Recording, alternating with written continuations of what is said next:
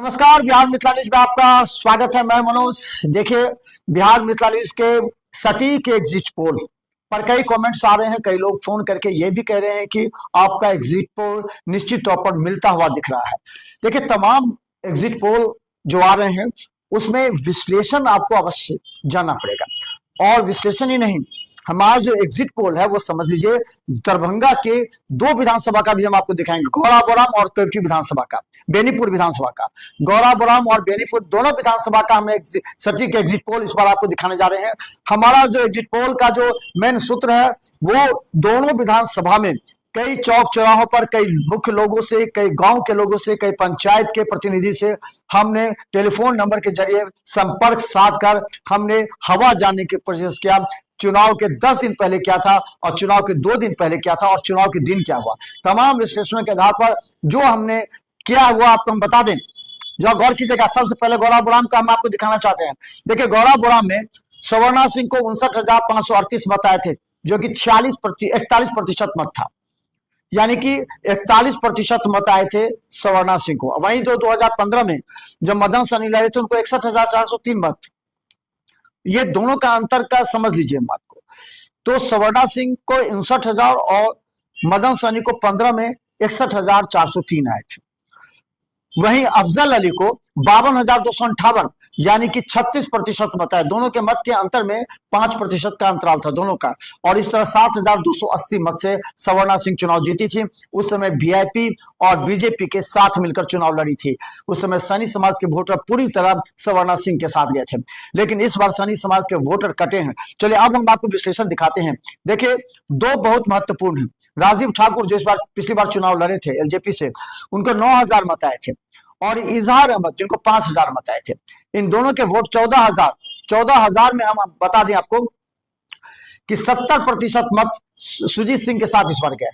तो अगर 70% जोड़ते हैं तो लगभग 8-9 हजार वोट जो है सुजीत सिंह के पास गए हैं। अब बाकी जो है वो अफजल अली और अन्य के खाते में गए, अफजल अली और जन स्वराज के खाते में गए हैं, ये हम बता दें आपको।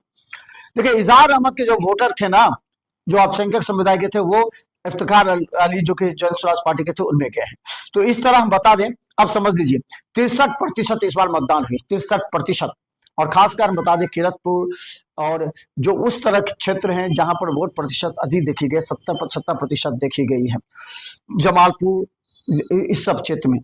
वही हम बता दें, अब आपको जरा समझ लीजिए। अब आप विश्लेषण देखिए।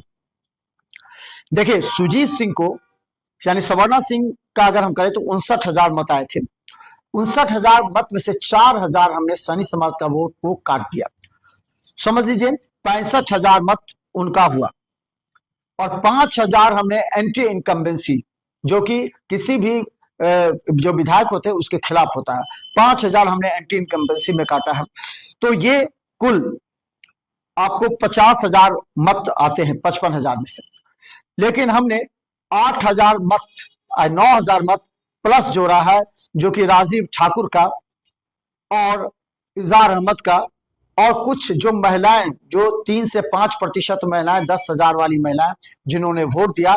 इस तरह हम बता दें करीब 60,000 मत सुजीत सिंह के खाते में जाते दिख रहे हैं। तो बड़ी खबर बता दें, 60,000 मत सुजीत सिंह के खाते में जाते दिख रहे हैं इस बार के विधानसभा में, जहां 63% मतदान हुए हैं वहां पर। ये सर्वे है। अब हम आपको बता दें अफजल अली का भी समझ लीजिए। अफजल अली को मिले थे 52,258 मत। तो 52,258 मत उनका तो है ही, उसमें कम नहीं हुआ है। उसमें 2,000 मत मान सकते हैं कि 2,000 मत जन स्वराज में चला गया, डॉक्टर इफ्तिखार में। और आपको राजीव ठाकुर का कुछ दलित वोट जो एलजेपी का था और इजहार अहमद का कुल वोट समझ लीजिए। अफजल अली को 52,000 मत आए थे उस बार, उसमें से 3,000 हमने प्लस किया, जो कि राजीव ठाकुर और इजहार अहमद के वोट बैंक से। तो 52-3 55,000। 3,000 हमने जो एंटी इनकम्बेंसी वोट थे उनके, वो उनको मिलता हुआ दिख रहा है। तो 52-3 55-3 58,000। तो इधर 58,000 और उधर सुजीत सिंह को 60,000, यानी कि 2 से 3,000 के मतों से यहां भी जीत सुजीत सिंह की लीडिंग दिखा रही है। तो बड़ी खबर बता दें कि हमारा जो सटीक एग्जिट पोल है उसमें 2-3 हजार मतों के अंतर से सुजीत सिंह एक बार लीड करते नजर आ रहे हैं। जहां तक सुजीत सिंह को हम बता दें कि 60,000 से ऊपर मत मिलने लगभग तय है। वही बता दें अफजल अली को 58,000, यानी कि यहाँ नेक टू नेक फाइटिंग में 2 से 3 हजार के मतों के अंतर से सुजीत सिंह एक बार फिर लीड करेंगे और ये गौड़ाबौराम विधानसभा को एक बार फिर वो अपने खाते में लाने का प्रयास करेंगे। तो ये हमारा अनुमान है, लेकिन 14 नवंबर को तैयार है। बिहार मिथिला न्यूज को सब्सक्राइब करके रहेगा, क्योंकि जीटीपीएस सिटी केवल 10 पर लाखों लोग देख रहे हैं। आप लोग सब्सक्राइब करें। 14 नवंबर को 7 बजे सुबह से ही हमारा अपडेट चालू रहेगा, क्योंकि हर 26 राउंड का हर राउंड का अपडेट आप तक पहुंचाने का प्रयास करेंगे। तो बड़ी खबर बता दें, गौड़ाबौराम से 2-3% यानी 2-3 हजार के मतों के अंतर से सुजीत सिंह लीड कर सकते हैं, ऐसी संभावना और जो डाटा है वो बता रहा है एग्जिट पोल में। देखते रहिए बिहार मिथिला न्यूज। धन्यवाद।